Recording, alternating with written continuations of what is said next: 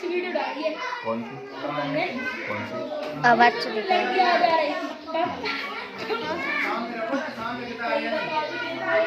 नहीं देगा। चलो अपन शुरू करते हैं।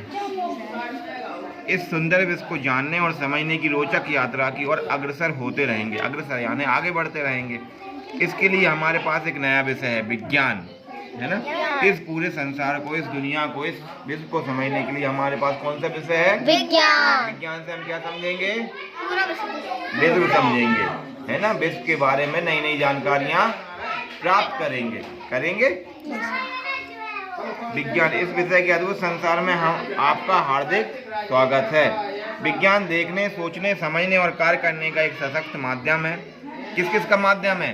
देखने, सोचने, मतलब आपने कोई चीज देखी, उसके बारे में आप सोचोगे, आप समझोगे और फिर उस पर कार्य करोगे। जैसे अपन ने बाइक देखी, पहले देखी, फिर सोचेंगे अरे जब कैसे चल रही है, फिर समझेंगे कि ये कैसे चल रही है, फिर क्या है कि उस पर अपन कार्य करने की कोशिश करेंगे, है ना। फिर अपन उसको एक टायर पे चलाएंगे। एक सशक्त माध्यम है जो विश्व के रहस्यों की परतें खोलता है। विश्व की रहस्य मतलब रहस्य, हमें नहीं पता कि दुनिया कैसे है, इसमें इतनी सारी चीजें कैसे बन रही।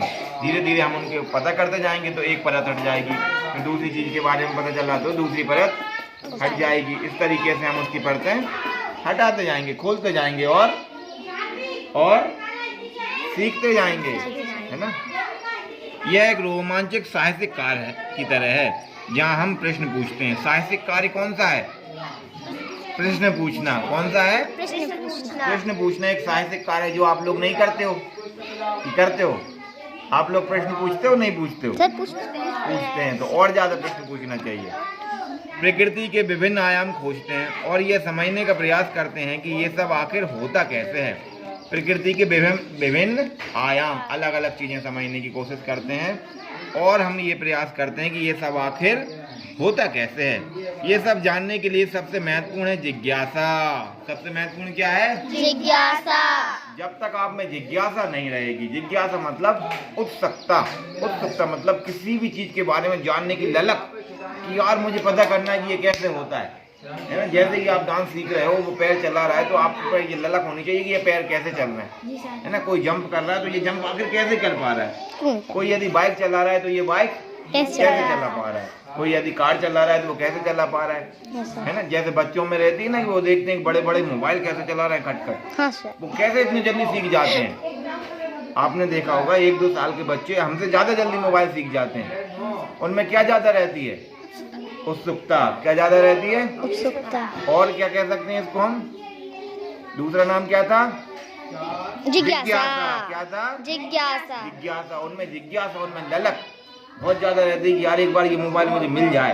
और बच्चों को एक बार मिल जाता तो फटफट उंगलियां चलाने लगते हैं। आप यदि उनको गोद में लेके चला रहे हैं तो वो बहुत ध्यान से देखते हैं कि ये क्या कर रहे हैं।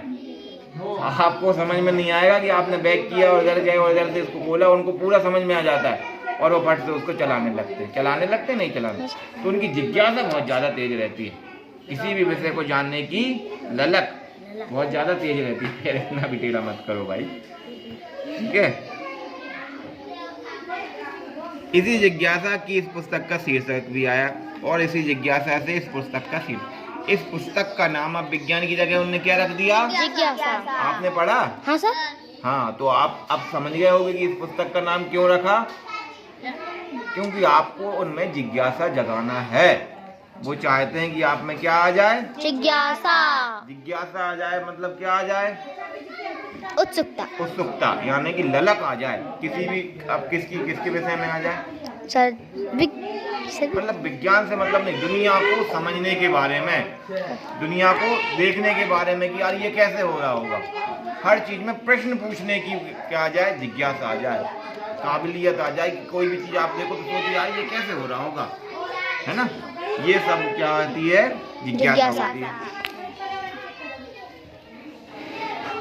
अध्ययन चाहे रेत के छोटे छोटे कणों का हो या बड़े बड़े पर्वतों का, है ना।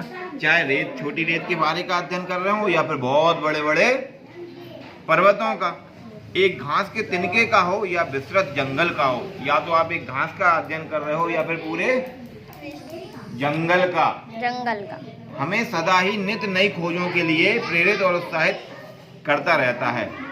ये अध्ययन क्या है? अध्ययन हमें नए नए खोजों के बारे में प्रेरित यानी प्रेरणा देता है, उत्साहित यानी कि खुशी देता रहता है कि हमें ज़्यादा से ज़्यादा चीज़ों के बारे में जानना चाहिए।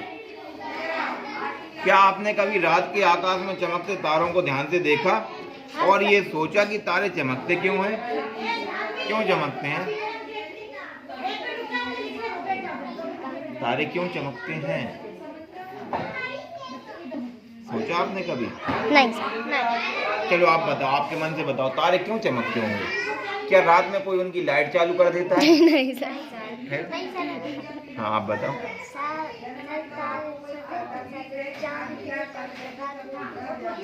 चांदी के रहते हैं वो। ये कह रही हैं तारे जो है वो चांदी के रहते हैं, तो रात हो जाती है तो वो चमकने लगते हैं। ये कह रहे हैं कैसे चमकेंगे? उजाला में लगो तब तो चमकेंगे। सर चांद के पास रहता है। चांद के पास रहते हैं। चांद के पास रहते हैं इसलिए चमकते हैं। चांद क्यों चमकता है फिर? सर ये पूछा तुमने, चांद क्यों चमकता है फिर?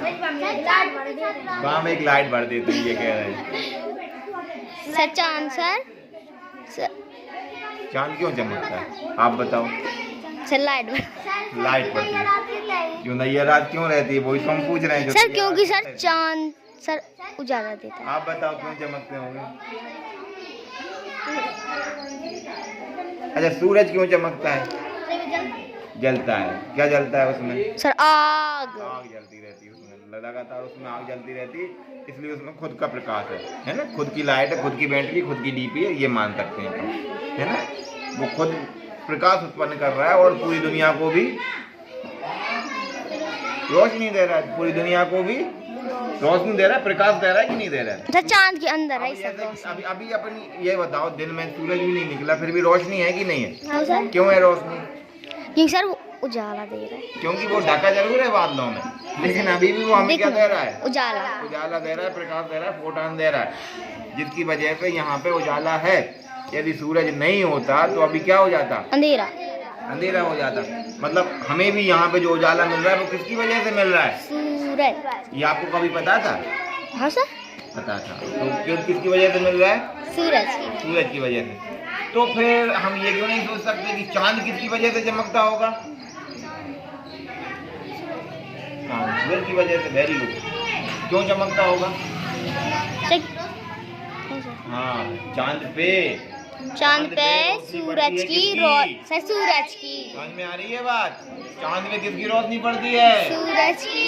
इसलिए चांद क्या हो जाता है? चमकता है। चमक जाता है। तारे क्यों चमक जाते हैं?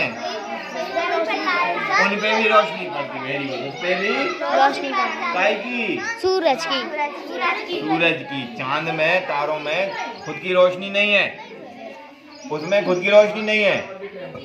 ये टार्च चल रही है सूरज की, टार्च ने रोशनी मारी, चांद पे पड़ी, चांद चमक गया। तारों पे पड़ी, तारे चमक गए। समझ में आ रही बात आपको? समझ में आ रही कि नहीं? अब हमारी पृथ्वी है गोल। हाँ सर। पृथ्वी गोल है, चांद यहाँ था तो हमको दिखने लगा। हाँ सर। दिखने लगा। पृथ्वी घूमी तो रात हो गई, तो फिर सुबह हो गई, फिर चांद नहीं दिख रहा। चांद किसी और को दिखने लगेगा। हाँ सर। दिखने लगेगा नहीं? सर क्योंकि वो घूम गई। और सूरज की रोशनी तो उस पर पड़ी रही। सूरज तो है बीच में, ये सारे ग्रह उसकी क्या लगा रहे हैं? चक्कर। ये तो आपको पता ही। हाँ मैडम ने भी आपको पढ़ाया था उसमें, है ना? सूरज है बीच में, सारे क्या कर रहे हैं? उसके चक्कर लगा रहे हैं। तो हमें जो जो दिखते हैं उन पर सूरज की रोशनी पड़ रही है, इसलिए वो चमक रहे। बात समझ में आ गई? हाँ सर। अब ये कह रहे हैं किसी फूल को खिलते देखा है? किसी फूल को खिलते देखा है? बिस्मित हुए, बिस्मित यानी आश्चर्यचकित। आप कभी चौंके, अरे ये फूल कैसे खुल गया? कभी आपने ऐसा सोचा? उसे कैसे पता चला कि कब खिलना है? जब सुबह। हाँ तो उसको कैसे पता चला? सर सुबह हो गई, सर उजाला आ गया। उजाला आ गया और सूरज की किरणें उस पे पड़े और उनने उसको खुला उसके दिया, साथ क्रिया की और वो खुल गए। गया। रात में आपने देखे होंगे कि कुछ फूल ऐसे हो जाते हैं, मुरझाते जाते हैं, सुबह वो फिर से खिल जाते हैं, है ना? तो किसकी वजह से? सूरज की। तुम्हारा खती हो तो उसको दे दो।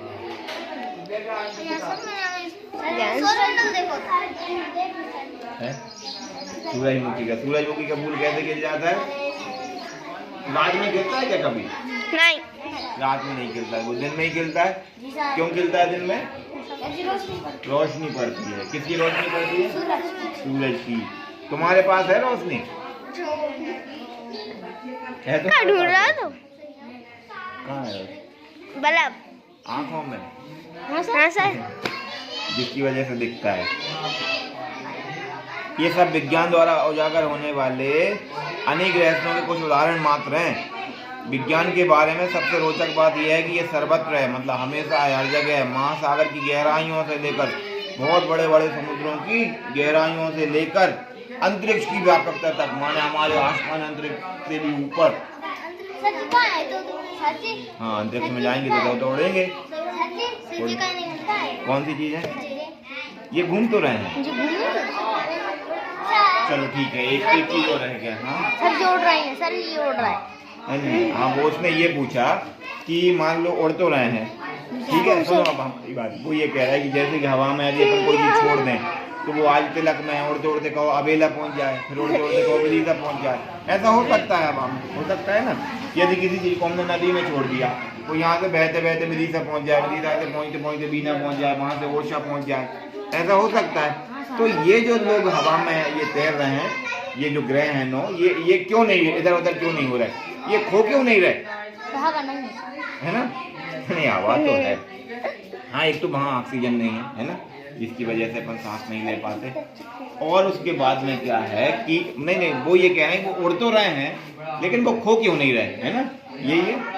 तो देखो, ये है गोल नहीं घूम रहा है, नहीं है सूरज। सूरज तो वो है अपना, वो कहाँ गया? इसमें ही देखते हैं। ये है सूरज। हाँ सर। ये मान लो क्या है? सूरज। अब इसमें ये 1 layer, 2 layer, 3 layer, 4 layer, 5 layer है। लेयर माने पड़ते हैं, है ना? उनमें वो ग्रह हैं। तो हर एक की अलग अलग, किसी की मान लो एक ही में भी है ना, तो वो उससे दूर है। और किसी की लेयर है अलग अलग है, माने सब अलग। सबकी जो राउंड है ना, ये अपन ये मान लेंगे जैसे कि ट्यूब रहता है, ट्यूब। हाँ, ये जो दिख रही है ना, जैसे कि ट्यूब रहता है। ट्यूब में एक हवा बनने की वो रहती है ना, वो रहती है ना, तो वो वहाँ है। और उसके बाद वो ऐसा घूमता रहता है ना। ऐसे ही सबके ट्यूब हैं। तो वो नलकी की जगह पे वो हैं। हालांकि नलकी एक इधर से उधर नहीं जा सकती, लेकिन जो पृथ्वी है वो ऐसे ट्यूब पे वो पूरे में जा सकती है, इधर से उधर। समझ में आ रही बात आपको? समझ में आ रही बात आपको? लेकिन क्या है, वो पृथ्वी उस राउंड को छोड़ के नहीं जा सकती। हाँ, वो वही तो मैं बता रहा हूँ। क्योंकि उस राउंड में जो भी गुरुत्वाकर्षण बल है या जो भी बल है, उसके लिए उसको एक ताकत चाहिए रहती है, जिसकी वजह से वो उसको फेंक के दूसरी जगह जा सके। और वो ताकत वो उसमें लगा नहीं पाती, वो केवल उसमें ही घूम सकती है, क्योंकि उसमें भी एक चुंबक है ना, उसमें भी एक गुरुत्वाकर्षण बल है, उसमें भी कोई चीज उसको फोर्स करती है जो उसको बाहर नहीं निकलने देती, और किसी भी ग्रह को वहां से बाहर नहीं निकलने देती। जब भी हम यहाँ से, हमारी पृथ्वी से हमारा अंतरिक्ष यान भेजते हैं किसी दूसरे ग्रह के लिए, जैसे हमने मंगल ग्रह के लिए भेजा था, तो उसको बहुत ज़्यादा ताकत लगी थी, हमारा जो चक्र रहता है, जो वातावरण रहता है, जो हवा का जो लेयर रहता है ना, जो गुब्बारा, उसको फाड़ कर बाहर जाने के लिए उसको क्या लगी थी? बहुत ज़्यादा ताकत। वहाँ पे बहुत ज़्यादा बड़े बड़े पत्थर भी हैं, बहुत सारी धूल भी है, बहुत सारे कण भी हैं, लोहा भी है, बहुत सारी चीज़ें हैं वहाँ भी हवा में। उनको फाड़ करके उसको बाहर निकलना था। समझ में आ रही बात? जैसे कि कोई केचुआ निकलता है ना मिट्टी से, ऐसे फाड़ के मिट्टी को पूरी को बाहर निकाल के, है ना, चूहा निकलता है बहुत, तो कितना सारा सामान वो बाहर इकट्ठा कर देता है। ऐसे ही जो अंतरिक्ष यान जा रहा था, तो उसको निकलने के लिए बहुत ज़्यादा चीज़ों से टकराना पड़ा था, और बहुत ज़्यादा फोर्स लगा था कि जो उस चुम्बक को उसको तोड़ सके। यहाँ से वो गया, अब उसको जाना था मंगल ग्रह पे। तो मंगल ग्रह की भी एक लेयर है जो दूसरी चीज़ों को अंदर नहीं आने देती है। तो इधर से निकलने के बाद में फिर वो बहुत दिन तक ऐसे कक्षाओं में घूमता रहा। फिर उसके बाद में उसने एक जगह से उसके अंदर घुसने की कोशिश की, है ना, और जब उसमें से घुसने की तो उसमें भी एक जो वातावरण है जो कि मंगल ग्रह को बाहर नहीं जाने देता, उस वातावरण से वो टकराया। उस वातावरण से टकराने के बाद, टूटने फूटने के बाद में जाके फिर वो उस पे पहुंच गया, है ना। समझ में आ रही बात आपको? तो ये सारे ग्रह किस लिए नहीं जाते? क्योंकि उनकी जो राउंड हैं, जो उनकी परतें हैं, जो उनकी रेखाएं हैं, उनके पास भी कोई बल है, कोई चुंबकीय बल है जो उनको बाहर नहीं जाने देता है। अब वो कौन सा चुंबकीय बल है वो अपन कल पढ़ेंगे। इसका आपको और अच्छे से अपन उसको देख ये के क्या पता है करके सर? उसका अच्छा ये का है? पानी है वहाँ ये कोई जगह है बनाई सर, सच नहीं हो सकती है, नहीं पता ये करेंगे है